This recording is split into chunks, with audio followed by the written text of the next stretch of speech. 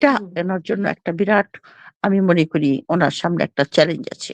আরেকটা চ্যালেঞ্জ হলো ওনার জন্য আসার পরে যেটা হবে সেটা হবে। তো পার্টিকে ১ম এ কন্ট্রোলে আনা আছে একটা ব্যাপার। আরেকটা হুম, ব্যাপার হলো আপনার যে সাধারণত আমাদের দেশে যখন ব্যক্তিকেন্দ্রিক কোনো রাজনীতি দল থাকে, তখন ওই যারা আপনার আ লাভের জন্য রাজনীতি করে, কিছু বেনিফিট বা প্রফিট এর জন্য, তারা করে কি নেতাকে জনবিচ্ছিন্ন করে ফেলে, ঘিরে হুম, ফেলে। ঘিরে ফেলে মানে জনবিচ্ছিন্ন। আমার মনে আছে শেখ হাসিনা যখন 1996 এর টার্ম শেষ করে আ করল না, ইলেকশনে হেরে গেল। হেরে হুম, যাওয়ার পরে উনি একটা স্টেটমেন্ট দিয়েছিলেন যে, "এত কিছু যে ঘটেছে আমি তো জানতাম না।" আমার তখন ইনকিলাব খুব ইন মানে বিরুদ্ধে লিখত জনপ্রিয়। আওয়ামী লীগের। হুম, তো আমার হুম, তো ইনকিলাব পড়া উচিত ছিল। হুম, ইনকিলাব পড়লে উনি জানতে পারতেন যে উনার কত ক্রিটিসিজম হচ্ছে।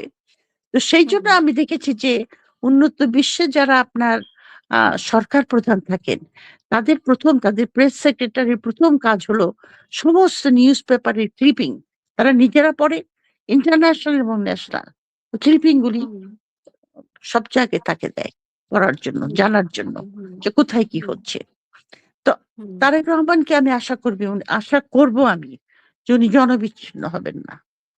হুম, জনবিচ্ছিন্ন হয়ে গেলে পরেই কিন্তু আপনার অনেক ভুল করার সম্ভাবনা থাকে।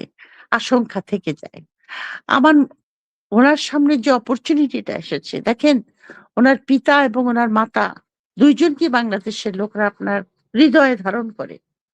তো হুম, সেই পিতামাতার সন্তানের হিসাবে উনি তাদের রাজনীতিটাই ধরে রাখবেন এবং তাদের রাজনীতি নিয়েই বিএনপিকে পরিচালিত করবেন এবং বিএনপির সম্বন্ধে যে সমস্ত ধারণা লোকে করা শুরু করেছে সেগুলিকে ডিসপেল করবেন। এটা হুম। আমি আশা করব তার কাছ থেকে। এখন আপনার কি মনে হয় যে এই যে তারেক রহমানের যাওয়াতে বাংলাদেশের রাজনীতিতে শুধুমাত্র বিএনপিতে না বাংলাদেশের রাজনীতিতে বড় ধরনের একটা পরিবর্তন আসতে পারে কিনা?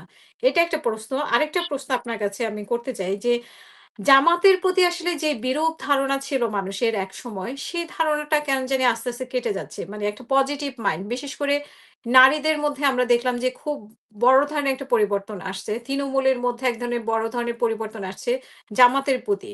এটি কেন? ২ টি প্রশ্ন জানতে চাই। দেখ, আগে কোনটা বলছেন আপনি ওই আগে বিএনপির বলছিলাম যে কথা? তারেক রহমান হ্যাঁ, তারেক আচ্ছা রহমানের রাজনীতিতে প্রবেশ, রাজনীতিতে কি ধরনের পরিবর্তন আনতে পারে? শুধু বিএনপি না, মানে বাংলাদেশের রাজনীতিতে। হ্যাঁ, বাংলাদেশের রাজনীতিতে তো অবশ্যই পরিবর্তন আনতে পারে। কারণ আপনার তারেক রহমান ফিরে আসা মানেই আপনার দ এখন জামাত একটা, এখন তো ২ টা পার্টি আপনার মোস্ট প্রমিনেন্ট, একটা জামাত, একটা হলো বিএনপি। আমাদের দেশে তাহলে আপনার যদি আমরা সেই আগের ওই যে আবার সেই রাজাকার, আবার সেই মৌলবাদী, আবার সেই ৭১ এর আ দুশমন ইত্যাদি ওই জাতীয় রাজনীতি থেকে বেরিয়ে এসে যদি আমরা সত্যিকারের একটা জনবান্ধব রাজনীতির দিকে অগ্রসর হই, তাহলে তো আমাদের বিএনপির দরকার হবে। বিএনপি এবং জামাত ২ জনকেই দরকার হবে। কারণ পার্টি হুম, সিস্টেম না থাকলে তো আপনি গণতন্ত্র প্রতিষ্ঠা করতে পারেন না। আপনি হুম, জামাতকে অপছন্দ করতে পারেন। অবশ্যই অনেকে করে। সেটা তাদের মতামত। কিন্তু জামাত আপনার কে আজকে যারা জামাতকে হঠাৎ করে রাজাকার বলছে এবং হঠাৎ করে জামাতকে আ আপনার 71 এ কি করেছে সেটা নিয়ে আসছে। আওয়ামী লীগ এবং বিএনপি তারা ২ জনই কি জামাতের সঙ্গে হাত মিলিয়ে পলিটিক্স করে নাই? বাংলাদেশের লোক কি ভুলে গেছে? আপনি হুম, যখন রাজনীতিবিদরা এগুলি বলে, তখন তো লোকে বলে যে, "ওমা! তাহলে তোমরা কি করেছিলে?" আওয়ামী লীগ করে হুম, নাই? এরশাদের সময় জামাতের সঙ্গে হাত মিলিয়ে রাজনীতি? খালেদা জিয়ার ১ম টার্মে আ জামাতের সঙ্গে মিলে রাজনীতি করে নাই? বিএনপি করে নাই? বিএনপি তো তাদেরকে গভর্নমেন্টে নিয়েছিল। আজকে হঠাৎ হুম, করে তোমরা তাদেরকে এটা তো মানুষ এটা অত বোকা তো না জনগণ। জনগণ তো আগের ইতিহাস জানে। আর আজকাল লোকের হাতে আছে মোবাইল। সঙ্গে, সঙ্গে আগের ইতিহাস বের করে ফেলে। তো এখান থেকে বেরিয়ে আসলে পরে যদি আপনার জনবান্ধব যেটা আমরা চেয়েছি এর পরে এই আপরাইজিং এর পরে, বিপ্লবের পরে যে জনবান্ধব রাজনীতি, আ দুর্নীতি, দুর্নীতির রাশ টেনে ধরতে পারেন। দুর্নীতির রাশ টেনে ধরতে পারলে আপনার খুবই ডিফিকাল্ট হবে।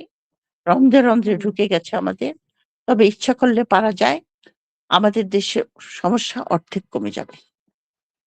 হুম, কাজেই আমি তো পজিটিভ দিক থেকেই দেখব বাংলাদেশের রাজনীতি সেদিকে গেলে। হুম, এটা হুম, হলো আমি বললাম যে উনি আসলে পরে যদি পার্টিকে ইয়ে করে নেন।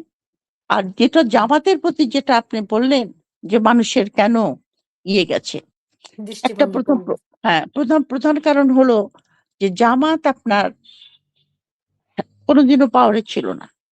ছিল মানে হুম, বিএনপির সঙ্গে। কিন্তু বিএনপি মেজর পার্টনার। আ এককভাবে তো কোন সময় ক্ষমতায় ছিল না। সুতরাং জামাতের আপনার রুলটা কিন্তু পরীক্ষিত হয়নি এখনো।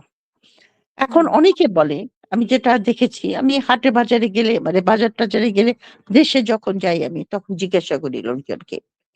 তো বলে যে, "২ টা পার্টিকেই তো ভোট দিলাম। ২ টা পার্টি তো আমাদেরকে তেমন কিছু দিতে পারল না। সেই হুম, চাঁদাবাজ, সেই দখল। আমরা এবার একটা জামাতকে ভোট দিয়ে দেখব। দেখি হুম, কি হুম, হয়।" হুম, এই একটা কারণ। আর ২য় কারণ হলো জামাত তো খুব ডিসিপ্লিন পার্টি। তারা কিন্তু হুম, আপনারা তো হইচই করে না। কিন্তু তারা তৃণমূলে প্রচুর কাজ করেছে। আমি তো বগুড়ার আমার দেশ। হুম, বগুড়াতে জামাত যেটা হেডওয়ে করেছে, যে হুম, বগুড়ার মতো জায়গায় যেটা বিএনপির ব্যাস্টন বলা যায়। হুম, সেখানে হুম, ৭ টা কনস্টিটিউয়েন্সিতে ৩ টা কনস্টিটিউয়েন্সিতে বিএনপির হারার আশঙ্কা আছে। জামাত হুম, এত আপনার তৃণমূলে কাজ করে এবং উপজেলা ইলেকশনে অনেক জায়গায় জামাত জিতেছে।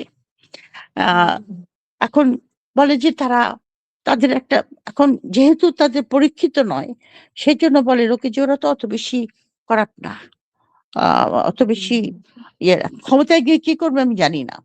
এটা একটা হুম, কারণ। আর জামাতের মধ্যে আমি যেটা ওটা নিয়ে আমি এখন পর্যন্ত সেরকম ভাবে আ জিজ্ঞাসা করি নাই কাউকে অথবা আমি স্টাডিও করি নাই সেভাবে। জামাতের মধ্যে কিছু পরিবর্তন দেখা যাচ্ছে। আ হুম, এটা হতে পারে যে জামাত আপনার হয়তো মনে করছে আপনার যেটা আপনার টার্কিতে যে হুম, বর্তমান পার্টিটা ক্ষমতায় আছে সেই পার্টিটার মধ্যে কিন্তু ট্রান্সফরমেশন হয়েছে। আজকের আ হুম, ওই পার্টিটার নাম এ না এরকম একটা নাম। আমি পুরাটা মনে পড়ছে না এখন আমার। কিন্তু ওইটা কিন্তু আপনার সেটা ইসলামিক পার্টি। কিন্তু ওটার হুম, মধ্যে অনেক ট্রান্সফরমেশন এসেছে। আ হুম, অনেক উদারপন্থী হয়েছে তারা।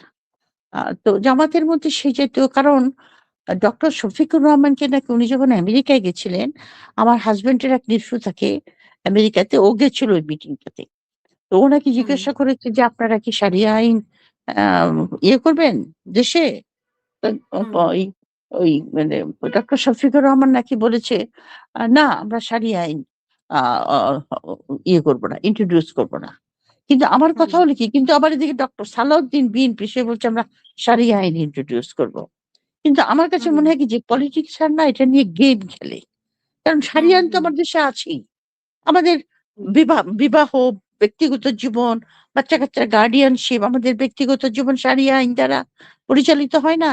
ওটা তো আছেই। হুম, যেটা লোকে হুম, বলে সেটা হলো যে সে সেটা সেটা উচ্চারণ করে না। হুদুদ আইন যেটা হলো ইসলামিক ক্রিমিনাল ল।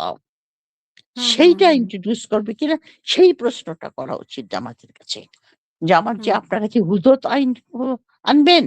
শারিয়া আইন তো বাংলাদেশে আছেই। কিন্তু শারিয়া হুম, আইনটা কিন্তু পুরোপুরি আমাদের দেশে করে না। অর্ধেকটা করে। হুম, এই যে পুরুষ লোকের শাসন তো এই দেশে। যেটা তাদের হুম, সুবিধা সেটা নেয়, বাকিটা বলে, এটা তো শারিয়ায় আছে। তুমি কেন পাবে?" যেরকম আপনার হুম, হুম, মেয়েদেরকে অর্ধেক প্রপার্টি, ছেলেদেরকে আমার ডবল। হুম, কিন্তু সেটার সঙ্গে যে ছেলেদেরকে রেসপনসিবিলিটি দিয়ে দিয়েছে আল্লাহ তাআলা যে সেটা বাচ্চা-কাচ্চাকে নেই। আরে বা পিতামাতাকে দেখতে হবে। এমনকি বোনরা আমাদের গ্রাম দেশে একটা সবসময় একটা ইয়ে ছিল না, কালচার ছিল না, নাইওর খেতে যায় বাপের নাইর, বাড়িতে। নাইর যায়। হুম, নাইওর। ওইটা কিন্তু তার রাইট। সে হুম, হুম, বছরে ২ হুম, মাস গিয়ে বাপের বাড়িতে থাকবে। ভাইয়ের বাসায়। বাপ মরে গেলে ভাইয়ের বাসায় গিয়ে থাকবে। হুম। ওটা তার রাইট। কিন্তু নাইর খেতে এটা গেলাম। এটা পালন করে না। এটা এটা দিকে ওটা পালন মুসলিম করে না। না